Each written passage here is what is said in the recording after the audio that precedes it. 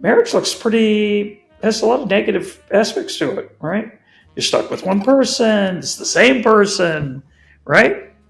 Well, why would anyone do it? These decisions about whether to marry, whether to have children, how many children, what career to pursue, these are all the things that form your identity. 여러분 안녕하십니까, 돌콩입니다. 우리가 살면서 참 결정을 해야 되는 순간이 많다라는 생각을 합니다. 작게는 오늘 점심때 뭐 먹을까? 오늘 아침에는 옷을 뭘 입을까? 다음 컴퓨터는 뭘로 살까? 이런 결정들부터 시작해서 또 어떤 결정들은 그 결정의 결과가 내 삶에 미치는 영향이 상당히 크기도 하고 또 어떨 때는 나라는 사람의 정체성을 바꾸는 때도 있어서 쉽게 좀 결정하기가 힘든 문제들도 있죠. 예를 들어서 회사를 그만둬야 하나? 학교로 다시 돌아가야 하나? 다른 도시로 혹은 해외로 이사를 가야 하나? 결혼을 해야 할까? 하면 누구랑 해야 할까? 아이는 낳아야 할까? 아이를 낳으면 몇 명이나 낳아야 할까? 이러한 결정들 같은 경우에는 내 삶에 미치는 영향이 상당히 크기도 하고 또 그 결정을 다른 누군가가 대신 해줄 수가 없기 때문에 내가 결정을 내리고 그에 대한 책임도 내가 져야 한다라는 점에서 상당히 부담스럽게 느껴지는 것도 사실인데요. 이럴 때는 어떤 식으로 그 문제에 접근을 해야 하는지 그 생각의 방식을 저에게 굉장히 명확하게 설명해 주는 책을 이번 여름에 만나서 굉장히 저도 열심히 읽었습니다. 바로 러스 로버츠 선생님의 What are the Problems? 라는 책입니다. 굉장히 유머러스해서 재미있게 읽히지만 예시도 풍부할 뿐더러 그에 대한 메시지도 굉장히 분명해서 어떠한 문제에 대해서 내가 생각하는 방식에 대해서 굉장히 내 안에 깊이 자국을 남기는 그러한 독서 경험이었다라는 생각이 들어요. 그래서 러스 로버츠 선생님을 꼭 한번 채널에 모시고 싶었는데 마침맞게 이번에 한국에서 결심이 필요한 순간들이라는 제목으로 이 책이 번역이 되어서 나온다고 해서 너무 행운이죠. 모실 수 있게 됐습니다. 오늘 러스 선생님과의 인터뷰를 준비를 했고요. 오늘 인터뷰 재미있게 봐주셨으면 좋겠네요.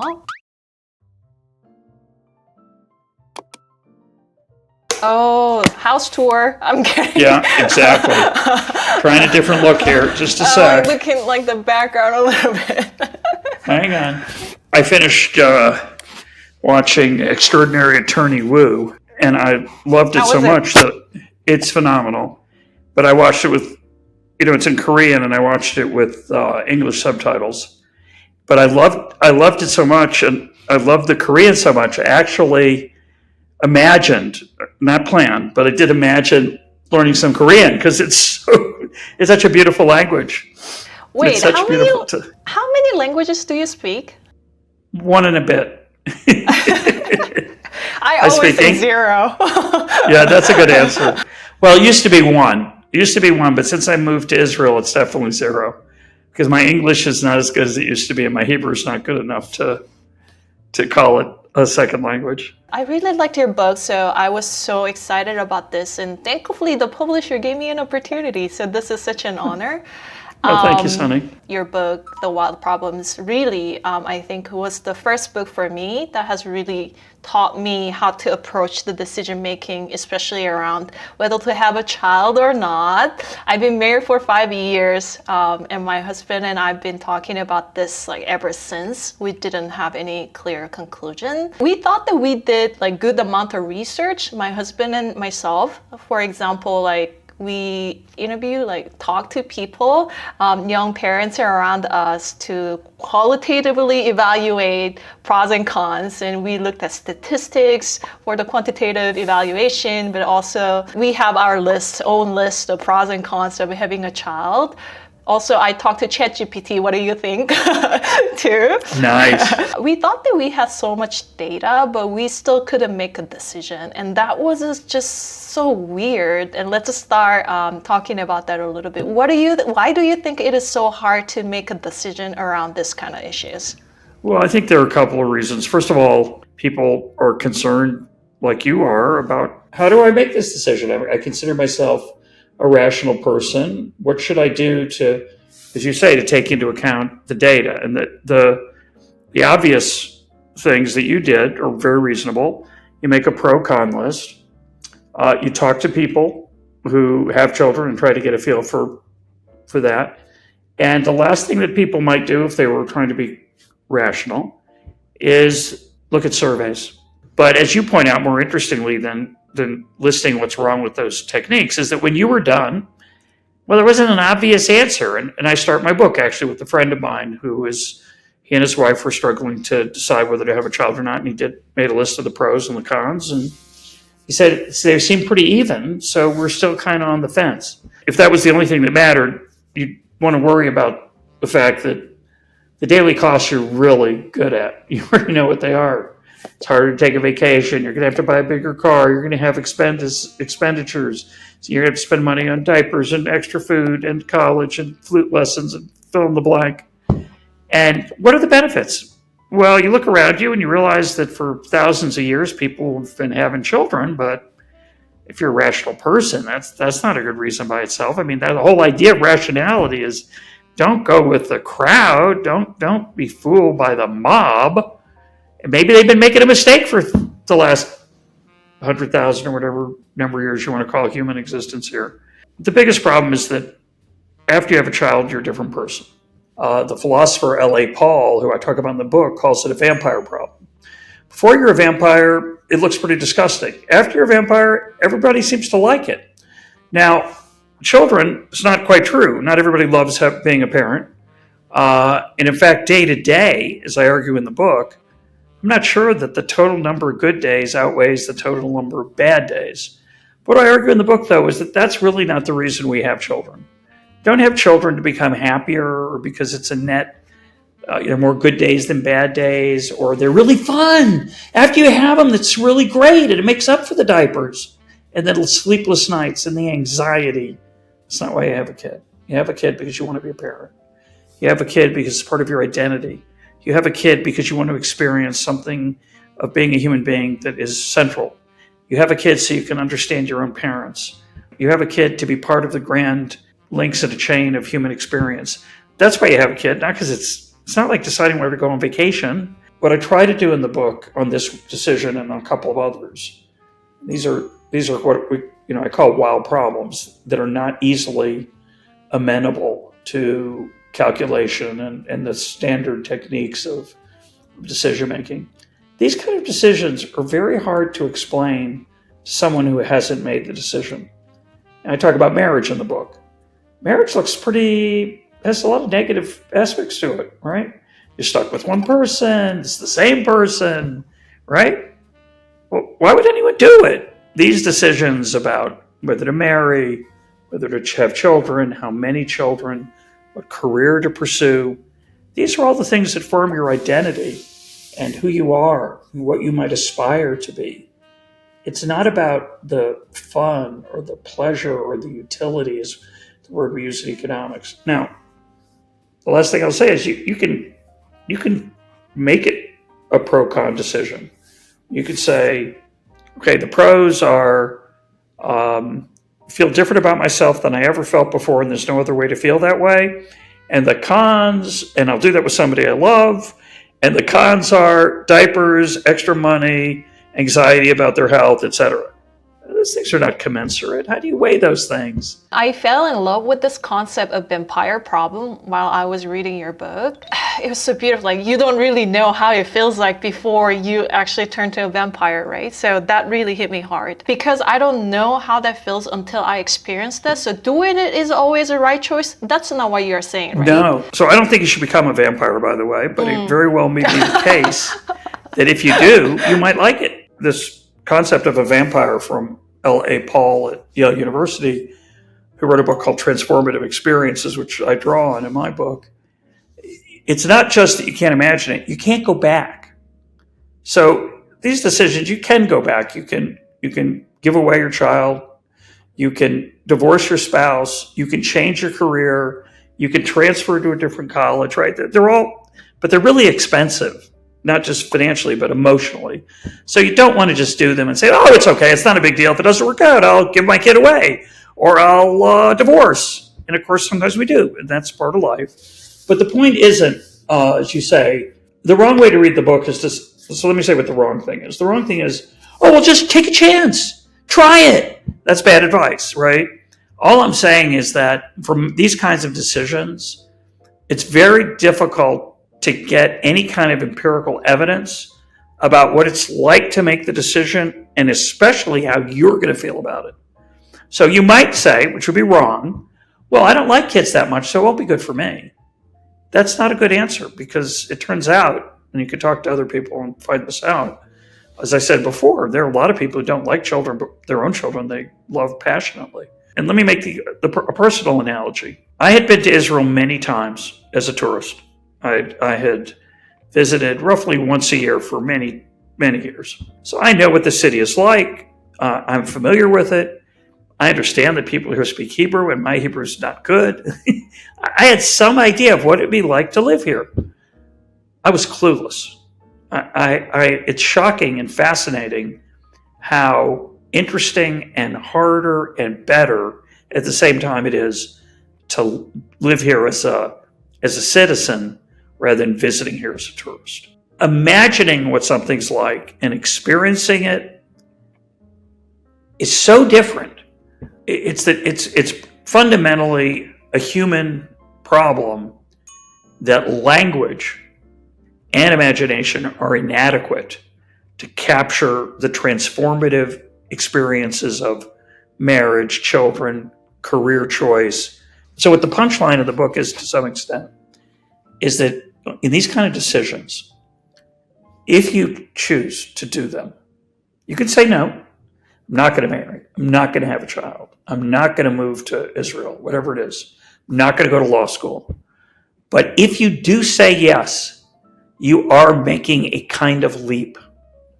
And there's an inevitable, it's a cliche, but saying no is also a decision. Yes, it is. And it is a safer decision in the sense that you are familiar with what you have right now. However, you are not familiar with how you're going to feel 20, 30, 40 years from now if you did not get married, did not have a child, didn't go to law school. So even the so-called safe choice, so inevitably there's a level of leaping, of taking a chance. And part of my book is to try to embrace the idea that it's okay that you don't fully know how it's going to turn out. Don't do something you hate or that you're sure you're going to hate, but try to embrace the idea that life's a bit of an adventure. It's not a calculus problem that you try to get to the top of the highest hill of happiness. I think what hit me hard from your book was that these decisions are hard because it sometimes decides who you are. For me, what was really helpful is to think about who I want to become after 10 years. And does having a kid really get aligned with that, right? Yeah. Thinking about that really shifts the perspective about this. It's not about pros and cons and what, is better for me. It's not about that. Who do I want to become was the question that I never thought about when I was approaching this. So nice. It was really clarifying. Are you curious? Of course I'm curious. Yeah, I think we will try. So, okay. Yeah. Great. Yeah. Also, I think you were talking about why it is not the most important thing to do the cost-benefit analysis around this while the problems. There were at least 3 reasons. A, you cannot get complete data. Data is always incomplete, as you said, because of the limitation of the language. We cannot really aware everything that we are experiencing. So there is a limitation of humans. But also there is a vampire problem. You don't really know how that feels like until you really experience that. But also you're talking about this human beings' pursuit of meaningful life, not necessarily pursuing the pleasures. I wanted to talk a little bit more about that pursuit of meaningful life. Is that really true for everyone? Because sometimes I feel I may be okay with 100% hedonic life if I have enough resources. Sometimes I am almost feeling like I'm lying to myself. I'm trying to find the meaning out of my work every day, but on the other side, I should pay a bill, I should work. And also, I don't know how to play well because I spend most of my life working and studying, so that's what I'm good at relatively. So do you think everyone, all the human beings actually want to live a meaningful life, not necessarily only pleasant life? I don't think everyone wants to live a meaningful life. I don't think there's anything wrong with pursuing happiness for its own sake or hedonic pleasure. The right way to think about it is Socrates. The unexamined life is not worth living. A lot of people don't examine their life. They have a pretty good life. They're pretty happy. A lot of philosophers examining their life constantly are unhappy and miserable and discontented. And so it's an interesting question. A lot of people say, I just want my kid to be happy. And I quote a psychologist in the book, Dan Gilbert, who says that's the proof that this is the right thing, that's what you want for your child. And it's really what, if you'd admit it to yourself, it would be what you'd admit you'd want for yourself. I don't think that's true. I don't agree with Dan. I think there are many people, it could be a cultural artifact, it could be, on the other hand, it could be how we're hardwired, that we like meaning. We like purpose. I always think of there's a parable of a person who's punished, gets put in jail, and every day under threat of physical punishment, he has to turn a giant handle, crank that's on the inside of his jail cell. And when his term ends and he's freed, he's very interested to see what it's connected to. What's he powering? What generator? What sewing machine? Anything? A loom. And it turns out it's not connected to anything in the parable. It's just a punishment, just to make him suffer. Now, if you're pure utilitarian, you might say, well, what difference does it make? It was unpleasant, and now it's over, and he's happy. A higher level of utilitarian would say, but he was assuming he was getting some kind of pleasure, some kind of utility from whatever the handle was doing. But I think that's just an attempt to try to save the model. It's we want there to be something on the other side of the crank. And those of us who are blessed to do work that is meaningful to us, it's a deep source of satisfaction that our work. We don't work for the money. We're glad that they pay us. Yes, if they didn't pay us, we might not work. But a big part of our life, 9 to 5, is the satisfaction we get, not from the actual work, but from what the work accomplishes. And I think that's a very powerful human impulse. I'm not saying it's genetic. Maybe it's cultural. Maybe in different cultures they don't feel it as strongly. I don't think that's how we're made as human beings, to be happy all the time. I think there's a place for suffering. There's a place for investment. There's a place for sacrifice. There's a place for aiming high and achieving a goal through work and effort. And I think those are all important parts of what it means to be a human being. So I don't think our essential nature is to sit in the pool all day and drink. Sometimes I feel like I should choose either of those two, but the important thing is that you can do both. Like, you can enjoy the life, you can pursue the pleasure, but also you can pursue the meaning. I think it's a question Dr. Paul Bloom, said that it's like motivational pluralism. So you could do both. You can pursue both, and it's not either or. It's a question of balance. 23 hours in the pool and 1 hour out seems like too many hours in the pool. I agree. All right. Sounds good. I think the last topic that I wanted to a little bit talk about was the uncertainty, how to deal with uncertainty. And I shared my experience about data collection around whether to have a child or not at the beginning. I think what I was trying to do by making that effort, I think, is to get some certainty or reduce down the uncertainty, like narrowing down that confidence interval a little bit so that I can be certain about where I'm going. But what you're saying at the end of the book, especially the poem, which is really beautiful, you say, beware the urge for certainty. And I know that Robert Greene also said that, the need for certainty is a kind of disease, right? But, I see myself as a control freak. And, if that was a disease, I'm like, I should be in ICU, I think. But I want to learn how to deal with uncertainty if that's unavoidable and inevitable in our life. That's it's an important question. Most people find uncertainty uncomfortable. And so they look for ways to reduce it. I believe, as you do, and I certainly have this, most of us do, a desire to control the future. Not just to plan, but to make that plan come true. In fact, other people say, figure out where you want to go, and then work backwards. There's nothing wrong with planning. Some people, I write this in the book, some people have a deep desire to be a doctor. It's very hard to become a doctor at 40. It's good to start young, have a plan. You have to do really well in school to get into a good medical school. You have to work really hard in medical school to get to a good internship. Yeah, it's good to have a plan sometimes, but it's also good not to have a plan, because sometimes You want to be open to things that'll come along that you can't anticipate. What we call serendipity in English. If you want to go to Rome and see the Colosseum, the Pantheon, and the Vatican. Spanish Steps. The Spanish Steps, right. You want to get to all those things. And you only have one day in Rome. Well, you better have a plan. You shouldn't just get off the plane and go, well, let's try one of them first. So that's true. For certain things in life, you need a complicated algorithm to execute to get to where you want to go. But a lot of times you don't know where you want to get to go. And part of the theme of my book is give some thought to where you want to go before you've decided on how to get there. So don't spend all your time planning. Spend a good chunk of your time thinking about what your destination should be.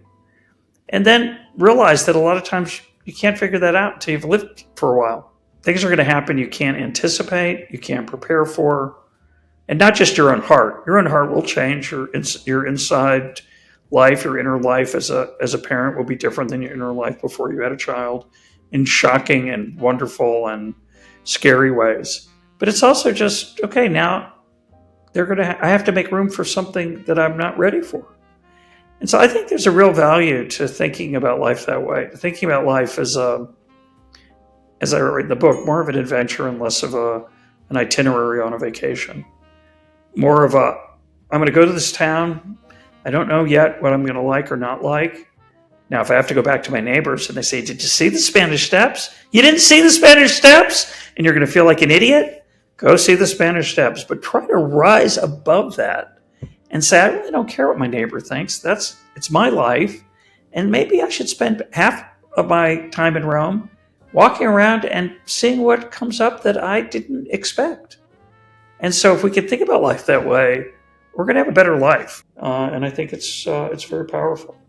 As I get older, the more I can do that, the more satisfying life is. It's not more fun, but it's more satisfying. We are so obsessed with efficiency and living the best life. I don't know what best life is there. Like all the books says like you should become best version of yourself. Yeah. And it's all about how to plan, what to write down, what is the structure of the best planning and things. I've been in that space for too long, I think. And I cannot think about allowing some space for failure or regret or wandering. And I feel like sometimes it's almost not allowed. Your book talks a lot about the identity. These decisions are affecting who you are, but once I make a mistake, I'm afraid that I will think myself as a failure. That was kind of, why also it was so hard to make a decision around these big issues. But your book allowed that, see what's unexpected there. It was really refreshing and somewhat liberating, I think. So I felt amazing after finishing that book. So thank you so much for writing that book. I know we are a little bit over time, sure. But lastly, if you have anything that you want to share with the Korean readers, especially there are a lot of young people who are delaying their important decision making because they are scared. They are worried about the consequences. They are worried that they may regret in the future because of the decision that they made. Sure. Please share any comments. Well, we talked earlier about not making a decision is making a different kind of decision. And if you decide not to marry, not to have a child, not to go to law school or whatever career thing you're thinking about, part of what you're doing there is assuming that the regret you might have in the future is going to be smaller than the regret you might have if you, quote, make a mistake. I talk in the book about making mistakes. How could it be a mistake if you don't know what the consequences of the choice are? It's kind of a mistake. How do you know that you would have become a better person or a happier person if you'd made the other choice? You can't know that either. So there's a certain sense in which you have to trust uncertainty rather than fear it, embrace it rather than run away from it. You can't really run away from it. You can only pretend you're running away from it. You can only fool yourself into thinking you're running away from it. I'm not saying everyone should get married or everyone should have a child. It's not true.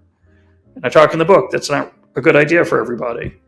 But what is a good idea is to imagine that it's going to be better than you can imagine. Because so many people are telling you it's going to be awful. And it looks awful sometimes from the outside. And you ought to be open to the possibility that there's something that you're missing. Explore ideas. Think. Don't just adopt ideas you hear from other people. Think for yourself. Acquire those skills.